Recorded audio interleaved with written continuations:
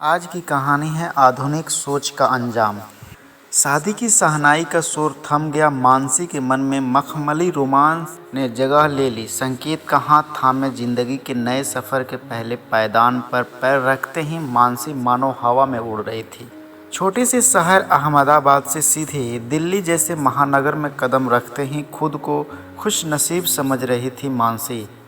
तो साथ में ससुराल में उसको कोई बौने और छोटे विचारों वाले ना समझ ले, ये सोचकर संकेत जैसे मॉडर्न ख्यालात वाले लड़के के विचारों संग सामंजस्य बिठाने के लिए मानसी हाई सोसाइटी से ताल मिलाने की पूरी कोशिश कर रही थी। स्मार्ट तो थी ही, बहुत जल्दी संकेत की दुनिया में घुलने लगी। मायके में कहा संयमित जीवन जी रही थी। रात को 10 बजे सोना और सुबह 6 बजे उठ जाना। मर्यादित चीज़ों के साथ सहूलियत से जीने वाली मानसी को दिल्ली की चौकाचौंध भरी दुनिया भा रही थी। नाइट क्लबों में देर रात तक घूमना, पार्टी, सुबह देर तक सोना, लग्जरी गाड़ियों में ड्राइव और बड़ी बड़ी होटलों में कभी लंच तो कभी डिनर और रिसोर्ट्स में ऐश करना। संकेत के इन सारे शौक में मानसी ने खुद को बहुत ही जल्दी ढाल लिया। संकेत को एक से बढ़कर एक अमीर घराने की लड़कियों के रिश्ते आ रहे थे, पर उसे चाहिए थी एक ऐसी लड़की जो पढ़ी लिखी भी हो, सुंदर और स्मार्ट भी हो और संकेत के रंग ढंग में बिना किसी शिकायत के ढल जाए। और ये सारे गुण मानसी में बखूबी भरे हुए थे। मानसी और संकेत एक दूसरे को पाकर बहुत खुश थे। घर का माहौल भी स्वच्छतावाद से भरपूर था। कोई किसी की ज़िंदगी में दखल अंदाजी नहीं करता। हर कोई अपने अपने तरीके से ज़िंदगी जी रहे थे। एक दिन संकेत ने कहा, मानसी सुनो, आज मेरे दोस्त राहुल के जन्मदिन की पार्टी हिल व्यू रिसोर्ट्स में रखी है। तुम्हें वो ब्लैक गाउन और रियल पर्ल के हल्के ईयरिंग पहनकर रेडी होना है जिसमें तुम आसमान की परी लगती हो। मानसी ने कहा, okay baby, yes you like. और शाम 7 बजे मानसी टिपटॉप तैयार होकर निकली तो संकेत देखता रह गया। क़यामत लग रही थी। ब्लैक इवनिंग गाउन, स्ट्रेनिंग किए हुए खुले बाल, लाल कलर की लिपस्टिक और क्रीम रियल पर्ल के लंबे ईयरिंग में मानसी का रूप खिले हुए ताज़ा कमल जैसे लग रहा था। संकेत ने मानसी को बाहों में भरकर चूम लिया और दोनों निकल गए BMW में बैठकर। जैसे ही दोनों रिसोर्ट्स में दाखिल हुए, सबकी नज़र मानसी के ऊपर लोह चुंबक की तरह चिपक गई। सारे मर्दों के मुंह से आह निकल गई, खासकर जिसका जन्मदिन था। उस राहुल के शैतानी दिमाग ने तो मानसी को पाने का प्लान भी बना लिया। संकेत मन ही मन अपनी पसंद पर इतरा रहा था। पार्टी पूरे शबाब पर थी। ऐसी पार्टियों में शराब, सिगरेट आम बात होती है और अब तो आधुनिकता के नाम पर लड़कियां भी इन चीज़ों को अपनाने से हिचकिचाती नहीं। तो संकेत के आग्रह पर मानसी ने मन ना तो होते हुए भी कहीं संकेत बुरा न मान जाए, ये सोचकर 2-3 पैग लगा लिए।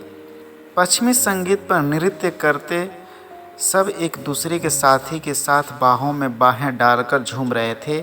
राहुल डांस करते करते मानसी का हाथ पकड़कर डांस फ्लोर पर ले गया। मानसी की मरमही बाहों को छूते ही राहुल के तन बदन में आग लग गई और संगीत रुकवा कर अनाउंसमेंट करते बोला, हेलो दोस्तों, क्यों ना आज एक नया खेल आजमा कर एंजॉय करें। खेल का नाम है वाइफ स्वैपिंग, जिसमें सब अपने अपने गाड़ी की चाबियां एक कटोरे में रखते हैं और सबकी बीवियों की आंखों पर पट्टी बांधकर उस कटोरे में से एक चाबी उठाने को बोलते हैं। जिसके हाथ में जिसकी चाबी आएगी वो दोनों आज रात एक साथ बिताएंगे। बोलो मंजूर। हम सब अपने अपने साथी के साथ तो रोज़ आनंद उठाते हैं, क्यों ना आज एक दूसरे के पार्टनर के साथ मज़े लूटे। पार्टी खुले ख्यालात वाले आधुनिक लोगों की थी तो किसी ने विरोध नहीं किया। सबने राहुल की बात पर रजामंदी दे दी। सब नशे में चूर थे तो उसका फ़ायदा उठाते राहुल ने जानबूझकर अपनी तीनों गाड़ी की चाबियां सबसे ऊपर रखी ताकि कोई एक तो मानसी के हाथ में आए और चाबी उठाने की पहली बारी मानसी की ही रखी। मानसी ने पहली बार शराब पी थी तो नशे में क्या हो रहा है ये सोचने की हालत में नहीं थी। यंत्रवत आंखों पर पट्टी बंधवा ली और कटोरे में हाथ डालकर जो चाबी हाथ में आई उठा ली। जो राहुल की ऑडी की थी मानसी के हाथ में अपनी गाड़ी की चाबी देखते ही राहुल की कामेक्षा उसकी आंखों में सांप बनकर लौटने लगी। फटाफट खेल खत्म करवाकर सब अपने अपने हिस्से में आए। साथी के साथ रूम में आए। सबने बेहिसाब शराब पी थी, किसी को होश नहीं था क्या करने जा रहे हैं।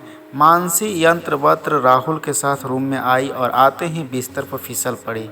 ना खुद का होश था न कपड़ों का। मानसी का लावण्य लौ नेक गाउन को चीरता छलक रहा था, जिसे देखकर राहुल भूखे भेड़िए की तरह मानसी पर टूट पड़ा और पूरी रात मानसी के बदन को नोचता रहा।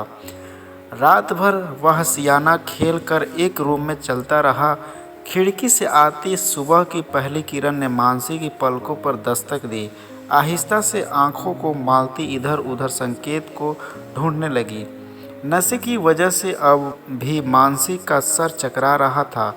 बाजू में राहुल को आधे कपड़े में सोया हुआ देखते ही मानसी झट से उठ खड़ी हुई।